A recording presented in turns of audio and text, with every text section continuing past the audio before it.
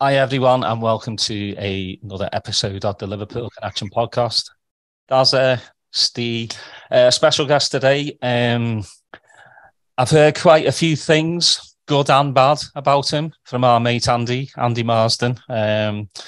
He tells me he's a teddy bear though, so it's going to be a good chat back and forth. But from Reach Sport and the chief editor of LFC Matchday programmes, the Liverpool Connection podcast welcomes David Cottrell. Hi, mate. Hi, Daz. Thanks for having us on. Here we go. Steve, you want to kick off, or do you want me? Yeah, go ahead and kick it off. I have my questions ready for David as they come up. So, all right, I'll boot the ball off first. So, David, obviously, massive red. Well, you would have to be to do the match day programs. I mean, that would be excruciating if you weren't, especially in Evertonian. I think you've got to really. I mean, we've had this discussion actually just amongst a little editorial team, and I mean, and it just so happens we are all Reds. We are Liverpool fans. I think you need to be really. I mean, there's probably certain positions around about the little editorial team where you don't have to be, but I think it just helps because you've got that immediate shared knowledge. You could be talking to the designer or the senior writer about a game 5 years ago, and they'll know exactly what I mean. If we're thinking about a feature we might be putting in the programme or the club magazine, so it definitely helps, Daz. Yeah, I couldn't do. I mean, I couldn't work for the Everton programme. Not that they'd ever have me in a million years, but I just can't talk about a conflict of interest. Couldn't be done. Yeah, there wouldn't be many cup final match day programmes, would there, for Everton? I couldn't possibly comment. So let's get back to your younger years. When did you fully start supporting Liverpool? Well, I always say my first game was a home game. I hadn't even been born because it was December 1966. And my dad took my mum to the game, and it was Liverpool against Ajax in that famous European Cup match, the second leg. And my mum, I think, was about 5 or 6 months pregnant with me. The only game she'd ever went to when my dad took her. And I remember she said to me that things she remembered sitting in the stands with my dad was how green the grass looked under the floodlights, and the players' shirts. I don't think we were in red that night, looking back as memory recalls, but how brilliant the shirts were and the grass and everything like that. So I think I can actually say, I went to Anfield before I was born. But in terms of like going with my dad, I guess I started going, it would have been late 70s, I would have thought. So just kind of catching the Paisley era, really, and all its pomp and glory. And then you start going with your mates and you're on the cop, and then you start going to away games and going abroad. So much like a lot of Reds, really, that's how it started for me. And that would have been my first era of the late 70s. So you were in the boys' pen, or did you stay with your dad? Stay with my dad, actually. I wasn't in the boys' pen. At the time, no. Actually, never ever went in the boys' pen. Must admit, I think the boys' pen was worse than the cop, to be fair, though. I think the fighting and killing in there with all the kids scrapping one another. But no, I just like it on in the cop with me dad, and then going in the middle with me mates, and you just absolutely love it when it was all standing on the cop. As long as you got your spec right, and you always had the stanchion behind you rather than the other way around, you'd be all right. And you look back now, and I guess, lots of people of my generation who stood on the cop say this, and you think, how on earth did we kind of live through that, where you go to games, and I'm not joking, Dad, it was a big game, and you're on the kind of the wrong part on the cop where there were just steps without anything to stop you. You could go 40 yards, 30, 40 yards, you'd be rushing down, you couldn't stop, That's what it was like. But that's the old cop, and when you're a bit of an owl arse like me and you start reminiscing about it, it was fantastic. And now I'll bang up to that. I'm still a season ticket holder now on the cop, and I'm looking forward to going back. And I think my part of the cop's going to have this rail seating in, so it'll be interesting to see what that's like. Yeah, it is really, because I'm from the old school as well. Went with Grandad. I only went in the boys' pen about once or twice. Did not like it because most of the lads were pricks. Yeah, hard knocks. I'd always like to, stand by my granddad or on his shoulders or on the next person's shoulders. But yeah, I miss those days. I sometimes I don't like being like the old school head going, get off my lawn kind of fella, where I'm just like, those were the good days, So it's different for everyone, because I can't. I guess the person that goes to Anfield for the first time now doesn't know anything really about that, so they see the same as what we saw. They see the green of the grass. They smell, and the lights as well, especially if you go at night. So, it's just, and I always try to tell people about the good old days, but there's, the good old days were last month, 6 months ago, 10 years ago. So, whenever you went to Anfield, you just love it. There's something about it. Definitely, yeah. There's, excuse me, there's an old photo I found, actually. It was before I started working as editor on the Liverpool programmes. I was down in London working for a couple of magazines when I was a lot younger. One 90 Minutes, which was a weekly magazine, and one called Goal, which was a monthly one, which were both published by IPC in the 90s. We were next door as well to Shoot magazine. Obviously been going a long time. They had an amazing vast archive of images, of photographs. I mean, literally, prints, black and white, colours, tons and tons of images. So I used to like spending ages just going through all the Liverpool shots. And I found one, I can't remember the name of the photographer now. You have to forgive me for that, but quite a famous photographer from the 70s and 80s. I think he was Midlands based, but it was a shot of fans, a black and white photo of fans queuing to get into a game at Anfield it was 1987. And on the back, you'd get, there'd still be like, the kind of the words telling you when it was from, what the occasion was. And this was QPR at home. And it was that game where I think it was John Barnes' debut at Anfield that season, his first game at Anfield, because I think the Kop had been closed. I think a sewer collapsed, didn't it, under the Kop? So it was closed. So they got permission to play the first 3 games away from home. I think it was, and I went to all 3 of them. I think Arsenal was the first one, it was red hot, and we had that silvery grey away kit. And Steve Nicol scored that mad looping header, I think, to win it. And then we had West Ham away, and we went down to West Ham for that. It was a thunderstorm. I think we drew 1-1. I can't remember who scored for us, but Tony Cottee equalised for West Ham. And I think the third game, if this was the right order, was Coventry away, and we won about 4-1. And we're just amazing. So, yeah, sorry, waffling on here, but going back to that QPR game, I found this photo. Thought, I'm having that. Still got it somewhere here. And it's the cute, I think I can't remember the name of the street now. You know where Paisley Square is now, and 96th Avenue. It's hard to visualise how it used to be, but where you used to queue there at the side of the Kop to get in. And is it back Rockfield Road? I'm not too sure. You can see the King Harry in the far distance at the other end. There was another term for it, which Nicky Alt, the writer Nicky Alt, Liverpool fan, dog shit alley, they used to call that, because there was that much of it about. But this, honest to God, the queue looks about like a mile long or something. The angle at the shots take, just see people. And I was looking through it, get my magnifying glass out, and I'm sure I'm on it, because I used to queue to get in at that part of the ground back then. And it was that game, like I say, QPR, I think we won 4-1, and Barnes got a couple of goals and was absolutely amazing. So I've forgotten what the question was now, but those times, queuing to get into the Kop, they were amazing. And then, your life changes. Like yourself, you end up away from home, be that through, through study or work, but it's always there with you, And when I went down to London to work, I went to as many Liverpool away games in the capital as I could, obviously. Yeah, it's a bit, so different now, because it's all on your phone for the ticket and stuff. I think that's one big thing I really do miss, is just going through the turnstiles and paying. It was simple days back then. Yeah. Or not paying. Yeah. Or not paying. Someone's trying to bunk in occasionally.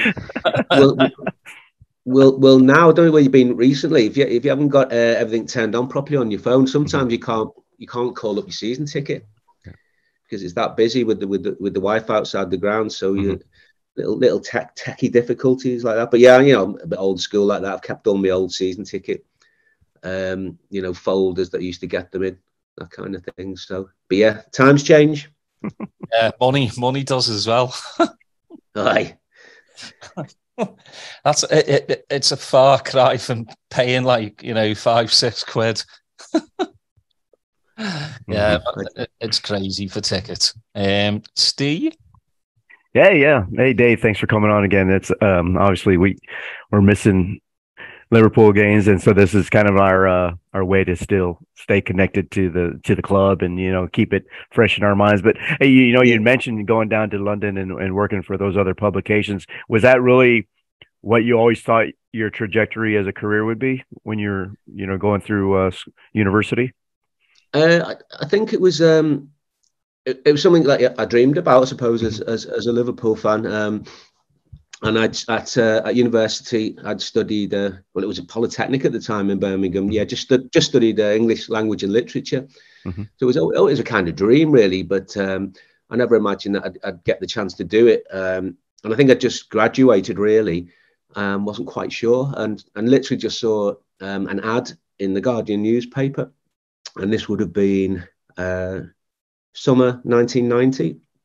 And it was to join the staff of a new football magazine called 90 Minutes, which two lads in London had just started, and therein lies a story about those two guys. So I just applied for it, went down for a couple of interviews, and was very, very lucky to get that job. But it was started by two guys, like I say. Paul Hawksby was one of them, and I think he's now presenter on TalkSport radio.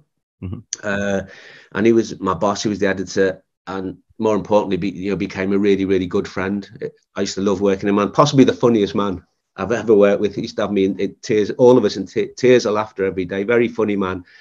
I suppose you'd have to be a Tottenham fan, which is what he was. And the other guy was called Dan Goldstein, who was again an absolute whiz at what he did. A great writer, a Crystal Palace fan he was as well. So yeah, it just began with the three of us and a designer working off Tottenham Court Road in London. Early 90s. It was just a fabulous experience. You didn't mind working because you're doing a football magazine, you're writing about football, you're talking about football. So yeah, it's all the days before the internet. I remember the first day, my God, what must they have thought of me? The first day I went into the office and they sat me in front of a Mac Classic, would it have been, those tiny little computers, and put a mouse in front of me. And I literally thought, well, what? Oh, mind me language. What the hell is this? I didn't know. I'd never used a mouse before. So late 80s, I'd come out of university, and computer studies was just a module, and I hadn't taken it seriously. But you learn quickly. You learn on the job, and it was just fantastic. So I loved it. Absolutely loved it. Before I go to my next question about Liverpool, I always like for the American audience, and also we have a lot of people in the India in that area that are listening to our show, and kind of take us back into being a Liverpool fan in the middle of London. We know that the politics, there's a lot of politics, and there's still the back and forth even to this day. How was it back when you're working there, just being an ardent Liverpool supporter in the middle of all these other, Spurs, Chelsea, and all those other teams?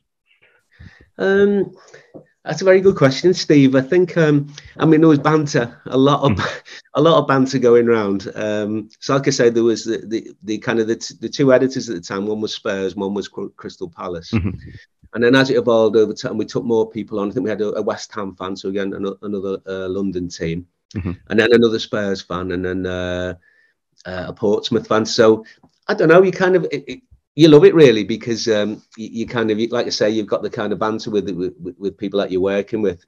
You come in on a Monday and if you've lost, they're having a pop at you. If they've lost, or you've beaten them, which would be even better, then you're taking the mickey out of them. So I loved it, and the thing as well is to be able to watch Liverpool in the capital, go to ground stadiums I'd not been to before was brilliant. A chance to experience it, from the press room, and it was an absolute privilege to be able to do that. I think I mentioned before that I'm still a season ticket holder on the Cops, and I like to think of myself as a fan still, former. And what I do for a living is what I do for a living, and like I say, I feel very lucky and honoured to do it. But I kind of think I'm a fan and then a journalist.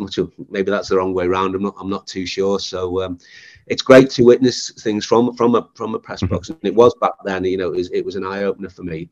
But sometimes, you know, you'd look at the away end, whether if you're at Stamford Bridge or White Hart Lane or Highbury, so those grounds not even there anymore, and you think, wouldn't it be nice to be in the away end, especially when your team is winning?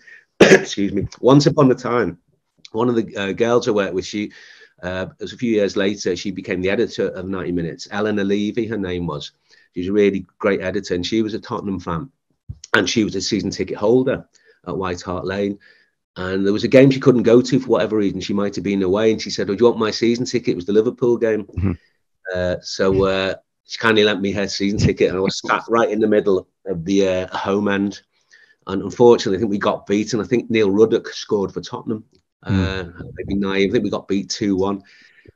So yeah, that wasn't a very pleasant experience. There was no trouble or anything, but you know, when you sat there amongst opposition fans and they're all going crazy, their team scored, that was a bit difficult. But yeah, all part of the learning curve, really. Yeah.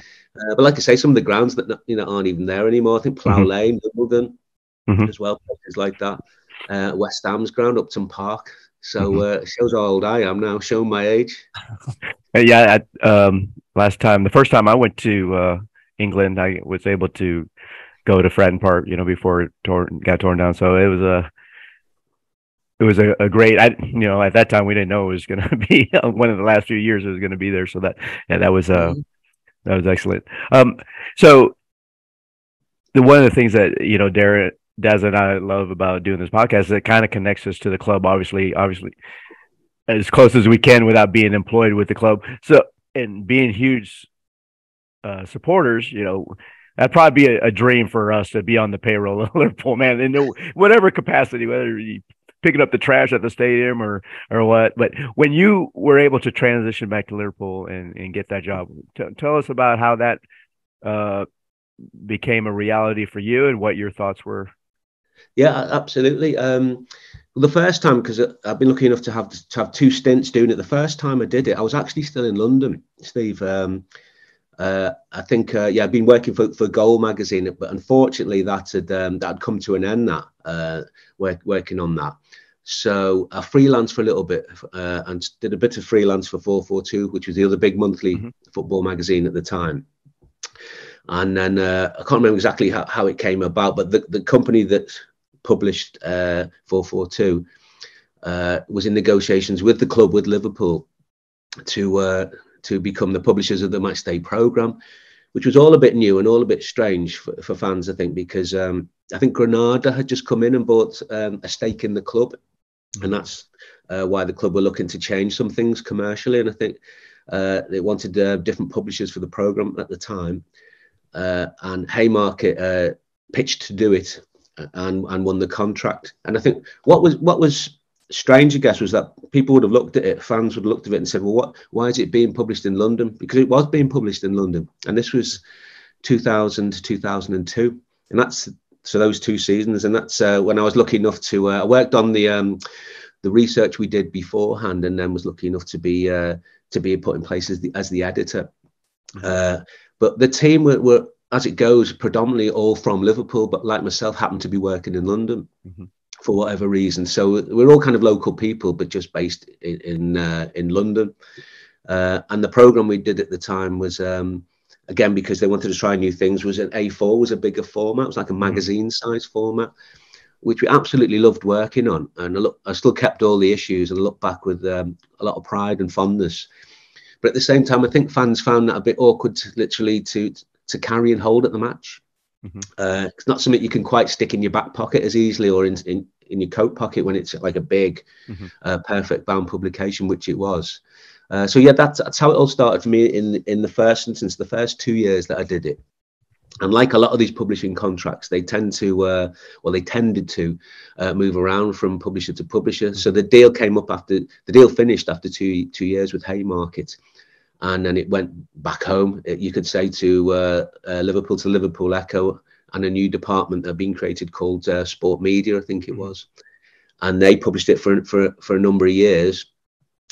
At the time, I'd already come back to Liverpool and was working on more of a lifestyle magazine, and with the same company. It didn't have anything to do with the football for a few years.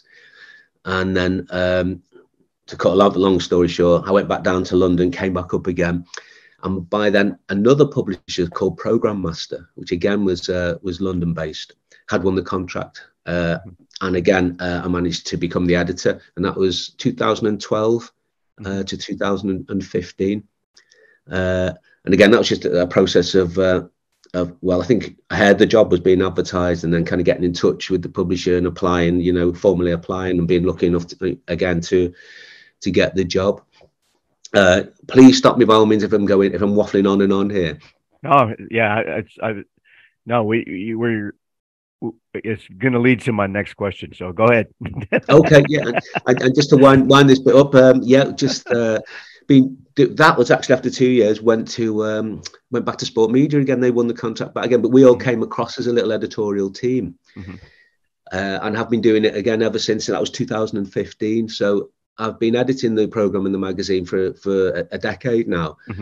The last 2 or 3 years, like an awful lot of people, has been a bit strange because we've been working from home, which has its benefits, but also its drawbacks. I think an awful lot of people would say that. So, whereas in the past I'd be able to just turn round to the guys I work with to ask them a question about something, now we're phoning or we're on WhatsApp. So it's been a process of adaptation, but it's still great. We had John Powell on our show a while back. Obviously, he does the Reds All Over the Land fanzine. If you're not a subscriber, please do. It's available in digital format as well. But obviously, his is a once a month kind of publication, and we see all the effort that he goes through to put that out, and it's such a quality thing for supporters of all ages. Take us through the process of having to put out something, maybe once a week, maybe there's a couple of games in a week. How does that look as a scheduling way, and just logistically, putting it all together to get it out in time for the game? Another great question, especially this time of the year where you've got bank holidays that you have to factor in for the time of year to the schedule. We try and leave the last sections as late as possible, mainly because of Jurgen Klopp and Jordan Henderson. They have their columns, which obviously they do themselves for each issue, and they want to be reacting to the game that's just happened. But for a weekend game, so it's a Saturday afternoon kickoff. Now there's a rarity. Saturday afternoon kickoff at Anfield.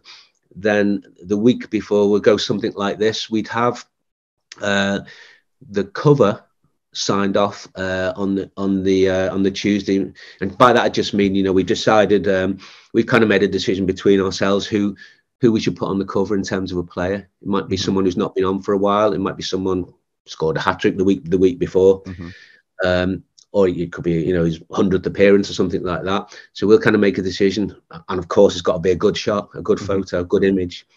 And then we'll send it to the club, and that's really the only section that has to be approved, because there's a good trust relationship between ourselves and the club.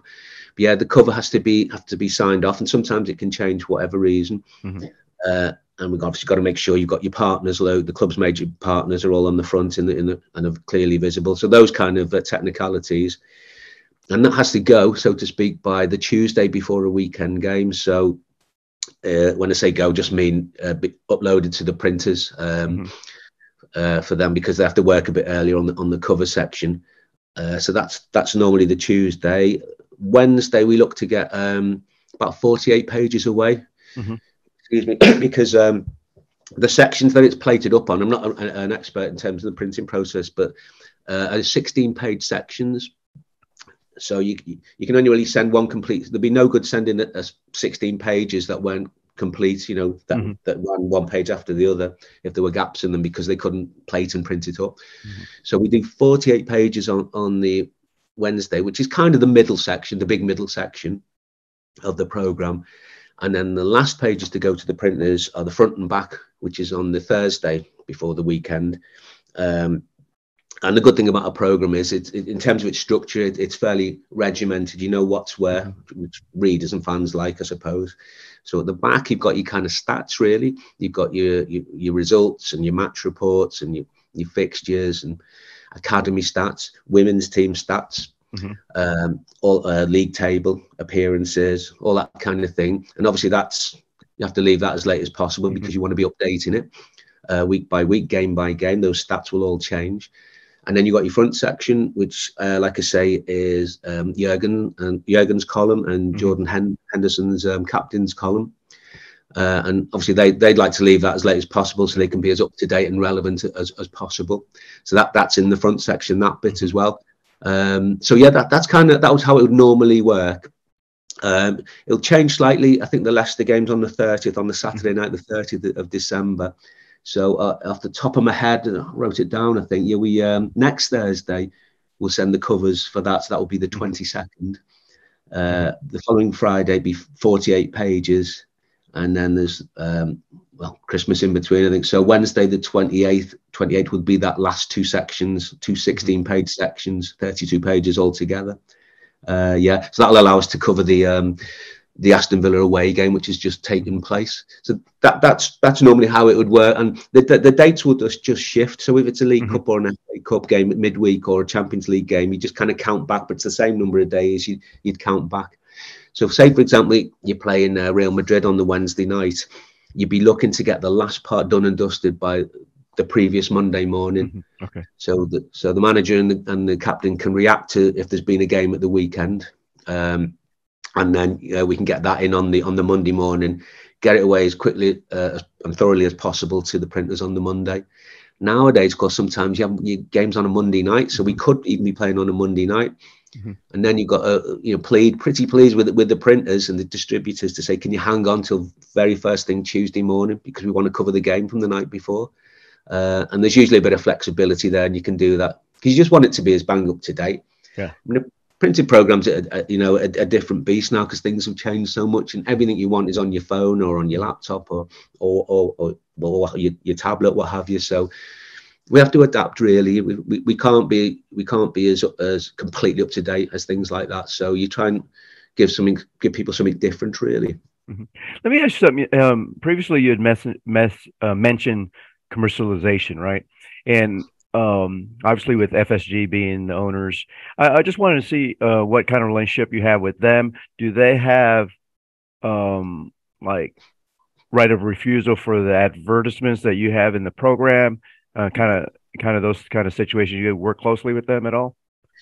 We don't really have direct dealings with people directly from FSG, so to speak, but obviously people within the club we'll deal with. So there's retail people, commercial people at the club that we'll deal with. So and they will be the ones that would approve cover, for example, like that. But like I said, there's quite a good relationship that we built in there over the years. So there'll be times, there might be occasions. I mean, it could be something to do with a Hillsborough anniversary where we want to work particularly close with the club just to get things right, or there might be someone that we just lost recently, like an ex-footballer. I mean, David Johnson, very sadly passed away. I think we're looking maybe to have something on the cover for him for this up and coming Leicester City game.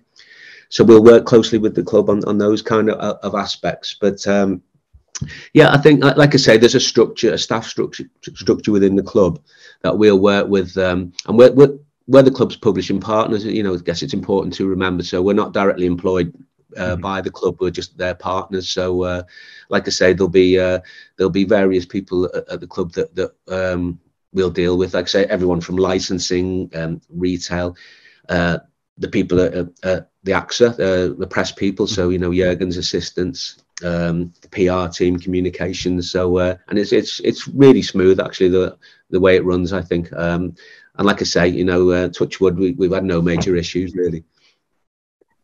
Dazza? So do you work closely with Andrew Powell, photographer? Yeah, I mean, Andy, and John is dad as well. Yeah, and there's another guy called Nick as well. And they're all fantastic. Yeah. So if we were looking for a certain kind of shot, we'll go via Kate, who looks after all the image rights at the club as well. Kate Thompson.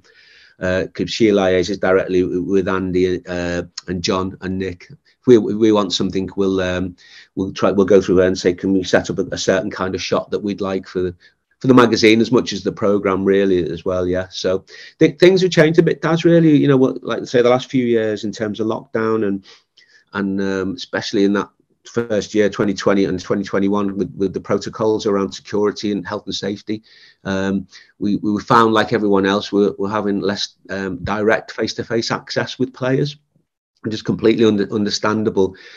So that made things a bit more difficult. We could still commission some photography from the likes of Andy occasionally as well.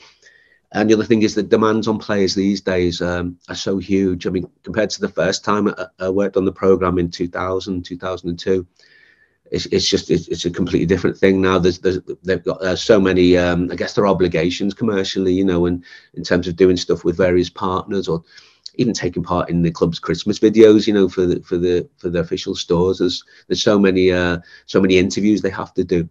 So sometimes it might be a case of one of our lads might even, you know, have to sit in on an interview that might be done by a foreign press, for example, or there'll be a really in-depth interview that's, for example, someone like Alisson might have done with Brazilian TV or some Portuguese speaking channel, which you'd never ever see in this country. But sometimes, like, the guys in the press team might say, if you get a translator, which we have on hand, you know, we're very welcome to use some of this. Mm-hmm. So there's a guy called Phil who's got his own company of translators. He speaks fluent Spanish and other languages, but he'll call on other people to come in for an interview with a player, because obviously there's so many players from overseas these days, and we'll work alongside them, you know, for them literally to translate it for us as well.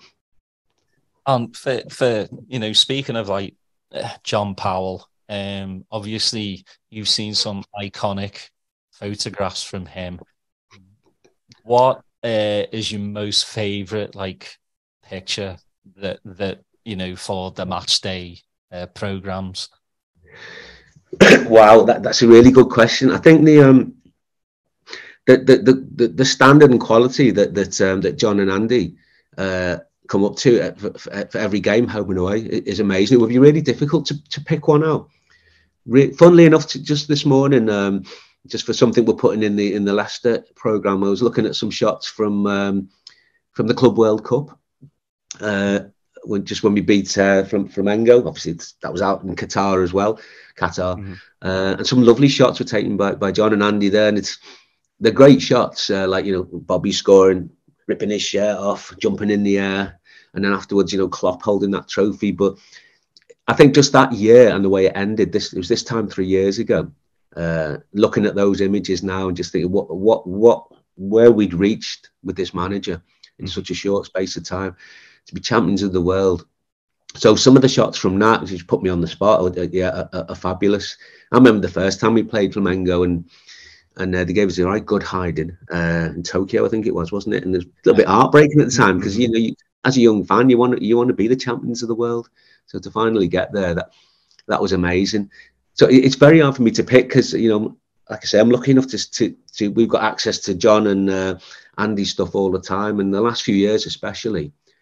So, you know, I've seen so many pictures from so many great games involving Liverpool. I just think they're all brilliant, you know, all fab. So, I mean, during the pandemic, you still put out match day programs? We did, yeah. Well, there was the absolutely, yeah. I think there was a decision made, wasn't it? If memory serves me right, I think at the end of that season, or when they restarted that season, I think some clubs didn't, but Liverpool made the decision to do it, and it might have had. Well, I was going to say it might have had something to do with the fact that we were about to become champions, but I don't think it did. I think the club were quite clear. I mean, I didn't speak to them directly. It would have been our commercial team, our sales team at Reach, that would have spoken to the club, and I think they were quite adamant that they wanted to carry on producing the programme. Can't remember, was it about 3 or 4 home games were still to be played? Didn't finish till July, did it, in 2020? Right. So yeah, we carried on. I mean, so we were waiting when everything stopped. We were all on furlough, like an awful lot of people, wondering what the hell is going to happen. So it was a relief to hear that when it finally kick-started. But we already had, like, plans in place for doing books as well, because, you know, we publish a few official books for the club, and we were on the verge of winning the title, weren't we, when it all stopped, and looked like we were pretty certain we were going to. So we had plans in place to do a book as well, which we were working on at the time. But yeah, we carried on doing it. So and it culminated in that Chelsea game, which I think, yeah, the initial print run for that, because we were already champions by then. So like I say, we've been planning it. The initial print run was 60,000, which was actually, it was phenomenal to think it was that many. I mean, it would normally have been, I'd say, for a big game, you get into double figures in terms of the thousands, like Liverpool, Man United, Liverpool, Everton, or what have you. But this one, obviously, we knew we were going to win the league, and it was going to be massive. But even so, 60,000 was amazing, and it just sold out. You know, it's online orders now as well as much as anything else. Just people wanting to secure their copy to have it, which is another thing we could talk about why I think printed programs are still so important. Mm-hmm. And then we had to do 2 more print runs, and in the end, it sold 120,000, which was just like pretty mind blowing, and we were absolutely made up. But we knew that was coming, that program, and we made it a bigger. We put more pages in it. I think we had the Premier League trophy on the front, and like I say, we're all fans, and what a labour of love that was to produce that program, knowing that we were about to win the league, and we were creating a piece of history for thousands of fans. So, you know, we spent ages trying to get that right, and I think we did. You know, I'm still got a couple of copies here, and I'm so proud of doing that with our little team, you know.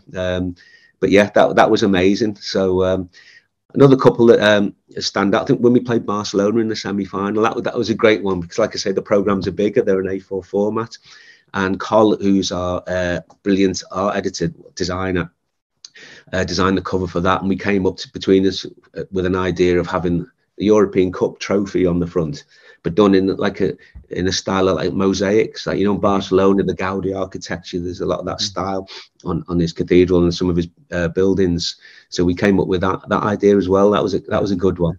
Have a lot of fun with the Champions League covers. You know, you can the Premier League ones, the more, you know, you want them to be collectible, and there's an element of being similar for every issue. But the Champions League ones, it's one of those where you sit down, you can be a bit more imaginative and creative in terms of what you put on the front. Hey, Dave, can I ask you something? You know, as president of the supporters club here in Austin,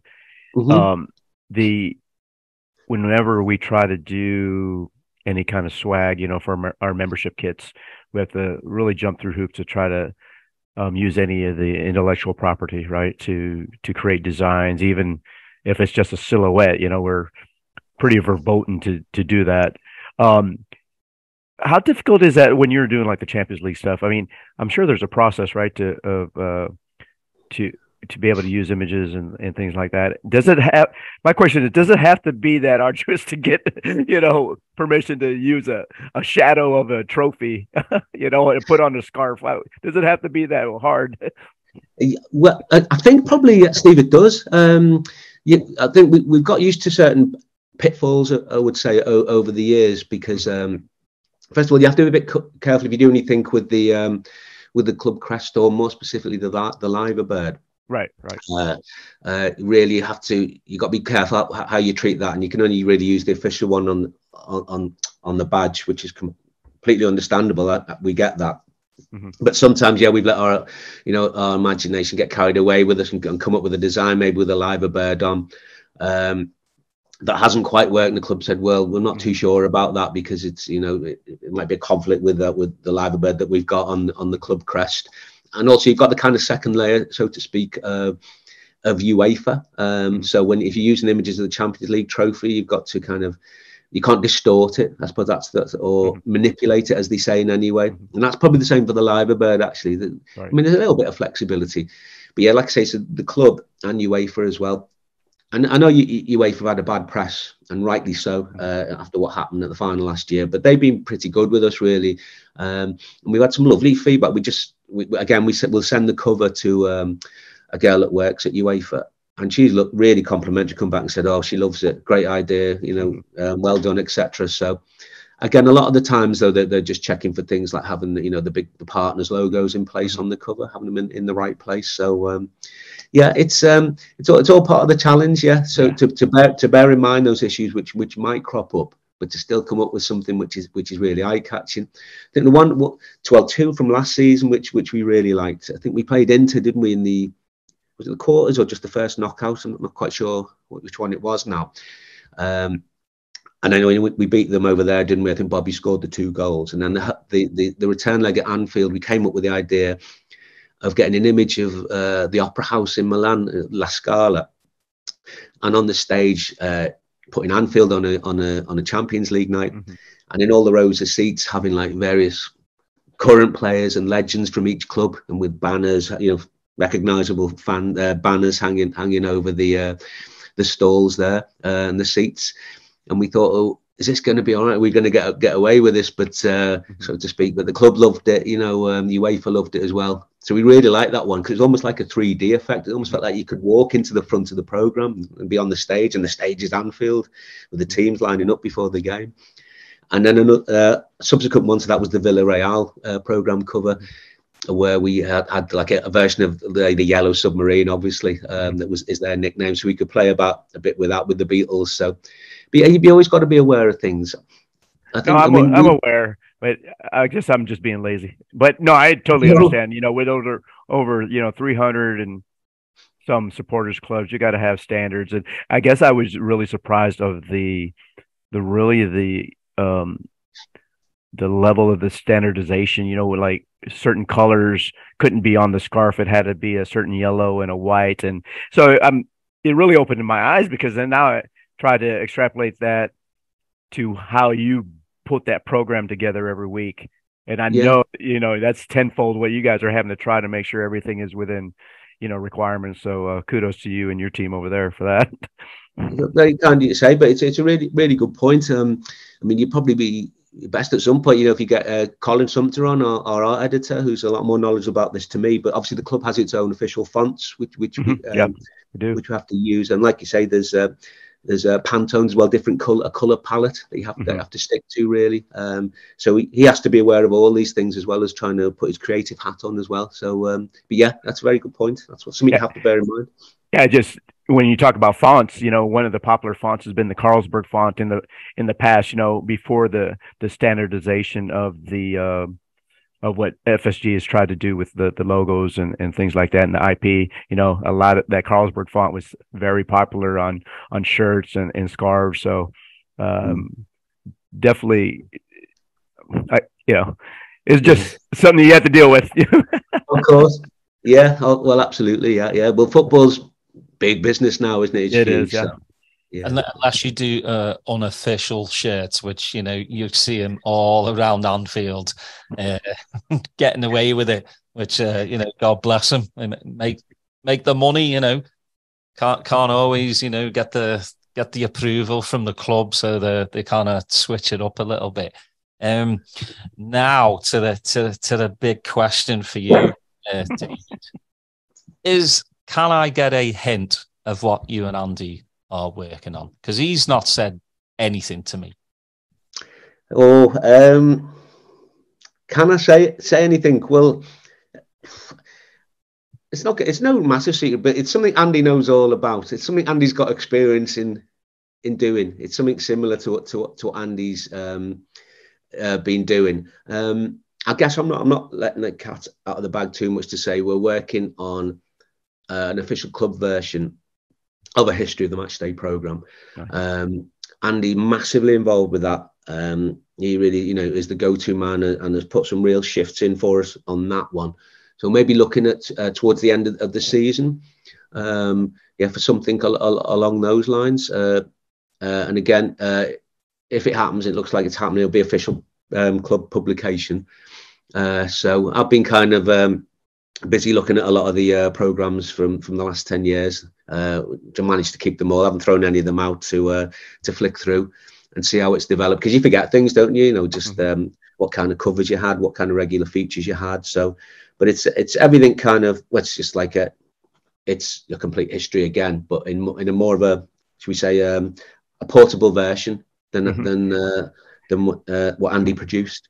So, obviously, we'll reference Andy Martson on his book that came out earlier at the end of last year, earlier this year. How many pages did that end up being? 2,000 pages or something like that, and about 15 pounds of reading. But what a great endeavor that was. So we're definitely looking forward to your collaboration with him on this next project. And so what you're saying is this one will be lighter. I mean, it couldn't be anything else, could it? Really, you know. Right. Well, put it this way, you could probably pick this one up with one hand, which you couldn't do with Andy's. I don't think, unless you had a very large hand. I don't know. But yeah, it's an exciting one to do because you just get to go through a lot. Well, Andy especially go through a lot of old programs, a lot of from the decades, you know, and you just look at the way it changed. You know, it's completely changed over the years, obviously. So it's really fun. A lot of grafting in the background as well, but hopefully it's going to be really worth it. But like I say, Andy's been like working like a Trojan on that one. We're very thankful that he has so far. Yeah, it must take hours and hours. You know, obviously full-time job, and then as soon as you come home, you're on it. You know, same with yourself. You know, you work for Liverpool Football Club, and then you're doing this additional, you know, research, because research is probably the most hours, rather than, you know, just putting it together, is going through all this back catalogue. But like you said, it must be amazing to jog your memory, seeing all these, you know, programs and stuff, and you're just going, yeah, I remember that game. I remember that iconic picture. Oh, definitely. You know, it's and like I say, throughout the last 10 years, I've become quite closely acquainted with the club's Getty archive. They've got a deal with Getty Pictures for all their Liverpool historic content. And obviously going back to Andy Powell again and John and Nick, they all the photos they do are uploaded onto the archive as well, which we've got access to. It's like official picture archive. And you get old ones that are uploaded even now, really. I think one of the Stephen Doan, who's the museum curator at the club. Yeah. That's got an awful lot of images, which you know, literally old black and white and colour prints, which he goes through, and he's working his way through them. Official collections, Liverpool collections, and so you'll still see one or two images you've never seen before. In fact the other day I just tweeted one. Which I'd just seen. It was just a fantastic shot of was it against QPR? I don't know why it was QPR again, but it was about 1984, 85. It's when Paul Walsh had just signed, and it's a game at Anfield, which I would have been at and have no recollection about it, whatever. But Dalglish is on the ball, surrounded by about I was against West Ham, Liverpool West Ham. Dalglish on the ball in that Crown Paints kit, black and white shot, surrounded by weaving through 4 West Ham players with Paul Walsh lying on the floor, must have just been tackled, just kind of staring at him. The cop in the background looking immense, huge. I love finding stuff like that. So, you know, even for me, I think I know my way around this big archive pretty well of the images. There's still surprises that turn up now and again. It's great to see. I just love seeing them, you know, just like a thrill. Even like Billy Little, if you find a Billy Little picture that you've never seen before, it's brilliant, you know. I found one of him, because there aren't that many of him really on any image archives, really, because there just weren't that many pictures back in the day from the 40s, 50s, early 60s. And I found one of him. It was in a program from a Liverpool program from the 1970s or even 80s. It was just one of those kind of historical retro regular features, all about him. And this photo was in that, and he's shooting on his left foot, like on the half volley, it looks like. It's just a brilliant kind of wide angle shot, and again the cop is behind him, and whenever it was, I guess it was the 1950s. It just looks absolutely amazing. So I actually just scanned that, you know, on the work scanner, because obviously it was a club image, because I'd never seen it anywhere before. No one could find the original print, so we just scanned it and enlarged it as much as we can. I think we used, I have to dig that out now. We used it in a feature in the programme magazine, but talk about Billy Little in all his pomp, absolutely thumping the ball into the net. Brilliant. I love the black and white photos. I really do. I think they're very soulful. Yeah. You know, as opposed to like the coloured ones. I've always been fascinated by black and whites. See, now you say that to us, Daz, and I'm thinking one of my all-time favourite pictures, apart from that one of the queue outside the cop, would be one that a lot of people are aware of, which would probably be the Bill Shankly one in front of the Kop on the pitch at the end of a game where we'd clinched the league title. Would have been about 1976 or 77. It's on YouTube as well. It's just amazing. You know, hairs on your back of your neck, stand up. The team are doing a lap of honour at the end. And when they go down towards the Kop, we've got the trophy. Massive roar goes up, and then Shankly comes on, takes his jacket off, red shirt, tie, everything, goes down to the Kop. It's that one when someone threw a silk scarf at him, didn't he? Landed on the floor, and the copper was about to kick it away, and he said, "Don't kick that away. That's someone's life, son. That's someone's life." So, and then some great black and white pictures. So you're spot on about just when they used to win the league back in the day, then in the 70s. The shots where, you know, you'd have little mini pitch invasions when kids would run on the pitch, and you see those shots of Phil Thompson or whoever, or Souness with the league championship trophy, and then a load of little snotty-nosed kids all running around them, you know. Brilliant, yeah. So I love all those shots as well as a lot of the new ones, you know. Yeah, it's you know, talking of Shankly and you know, obviously with Klopp, we've always said it's like a reincarnation of the great man himself. Jurgen has brought Liverpool back where, you know, we should be. I'll say it over and over again. He gets the city, he gets Scousers. Long may it rain. You know, we've got until 26. You know, my heart's gonna break when he finally says, you know, that's it. You know, this football club will be here, you know, once he's gone. But obviously his charisma and the character that he brings is just, it really does remind me, you know, again, 76 was my first game. So that was the end of like the Shankly era that, you know, the stories I would hear from my granddad, you know, about the man. Now I can get to tell my children about the great, you know, Jurgen Klopp.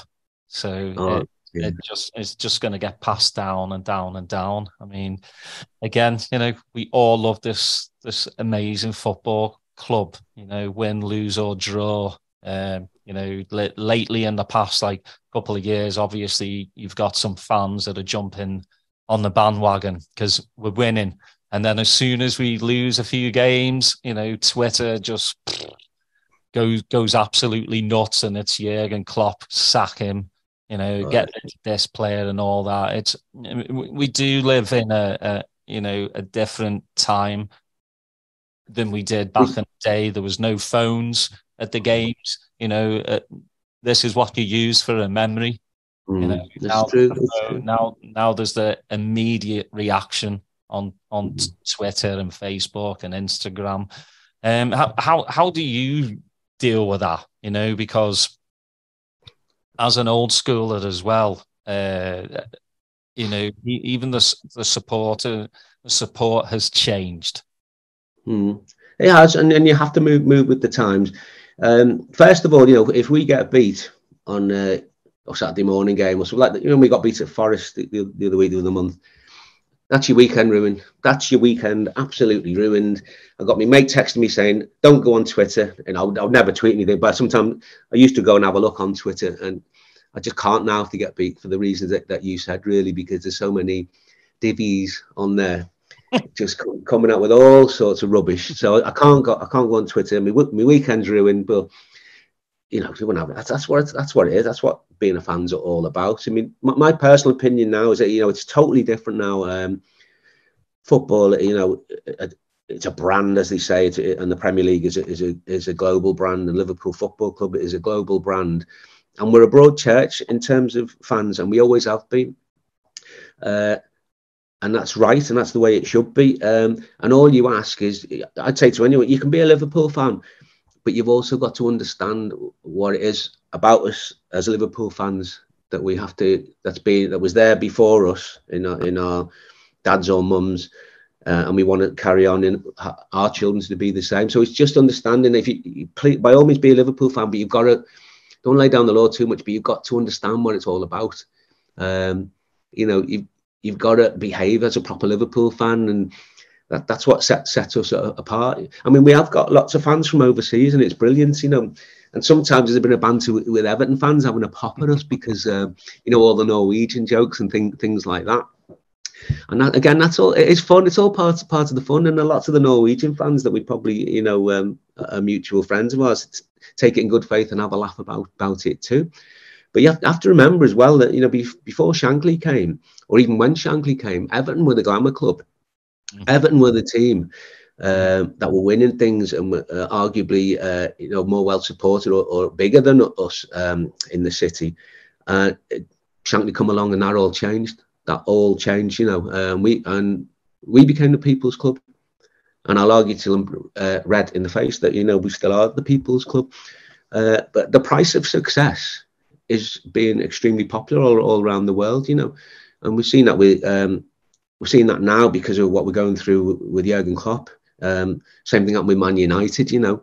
I mean, all right, you know, Man United are our rivals and our historical enemy. But there's an argument for saying the likes of them and Arsenal are still proper football clubs. And without mentioning any names of other clubs, you know, you look at Arsenal, for example. I've never really had a problem with Arsenal. Obviously, you want to beat them like you want to beat everyone else, but you kind of look at them and say they're a proper football club then. You know, Wenger come in and did what he did for them, Arsene Wenger, transformed them completely, transformed the Premier League, really. I think that's where it came from with him. And, you know, got respect for them. And they were doing it before he came in, you know, because they were challenging us, weren't they, under, what's his name, George Graham as well. Yeah. So, yeah, but, you know, when you become ultra successful, especially in this day and age, you're going to have a lot more fans. And, you know, I think if we can, it's up to people like us three and all the people out there watching this, hopefully, to say, you know, there's a certain way you have to carry yourself as a Liverpool fan, you know, and you've got to obviously be passionate, but you've got to have respect in place for other clubs. It's like that thing when the goalkeeper runs out at Anfield to this day, for the start of the second half, if he's running to that end, the cop will applaud him, give him a round of applause. Mm-hmm. You know, that goes back to the day of Gordon Banks, I think, really. Yeah. The great Gordon Banks, England goalkeeper. And that's been going on all the time. I know you have a laugh and a joke of it, and if he doesn't clap back, then you boo him. But that's pantomime. It's all part of the fun. But it's just little things like that. And you'll still get, you know, talking about Arsene Wenger, he's come out with nice comments, hasn't he, over the years about playing at Anfield, what the ground's like. Even Jose Mourinho said some nice things. And I think you can still feel that at Anfield. You know, if the opposition scores a great goal, you'll still get, you know, a ripple of applause. You'll still get things like that. And I still think, you know, Matchday at Anfield, I think, by and large, are exceedingly welcoming fan base. Really are, you know. We were chatting with Villarreal fans before that semi-final outside the 12th Man pub on Walton Brett Road, and they're only from a little town in Spain. You know, it was all a bit new to them, all this kind of thing. And they absolutely loved Liverpool, absolutely loved it. Saying, you going next week, if you're coming next week, you know, come and stay with us and all this kind of thing. I love all that, don't you? Yeah, well, that's what proper fans are. You know, they'll take care of you. I think everyone found out in Kiev. Oh yeah. You know, they opened the doors to Liverpool fans who were being priced out of hotels. They're like, "Come stay with us." That's what football's about. Yeah, I think we've all got very similar experiences. Are we all right for time here? I'm not gabbing away too much. I know. Steve needs to hop off. He's a busy man. He's got to make those millions. That's right. I gotta fund my habit of Liverpool swag and shirts and trips and things like that. So, but we do appreciate you coming on, Dave. You know, it's always insightful to hear stories someone on the ground there, and that's the way Daz and I stay connected to the club from being across the pond. So we really appreciate you sharing your stories with us, and you know, all the best in your endeavor with Andy. Yeah, loved it. Yeah, thanks very much, Steve. It's been a pleasure. Yeah, don't tear your hair out with Andy doing this book. Not much left, like, you know, so I'll be all right on that score. We'll definitely have you both on. You know, once the book's ready to go out, and bring you back on and have a good chat about that. Yeah, look forward to it. All right, everyone. Thank you again, David, for coming on. Please, do all that good stuff, like and subscribe. Get the notification button sorted so you know what's coming.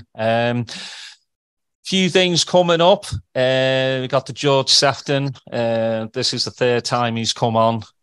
So we've got that coming out. David's will be coming out in the next couple of weeks. Oh yeah, our Crimbo quiz by our quiz master Glenn down the pub. So yeah, I'm trying to read up on my answers because not very good with quizzes. If he shows me like stick figures, crayon pictures, yeah, I'll win. But yeah, look out for that. But yeah, thanks everyone for listening, and we'll see you next time. Cheers.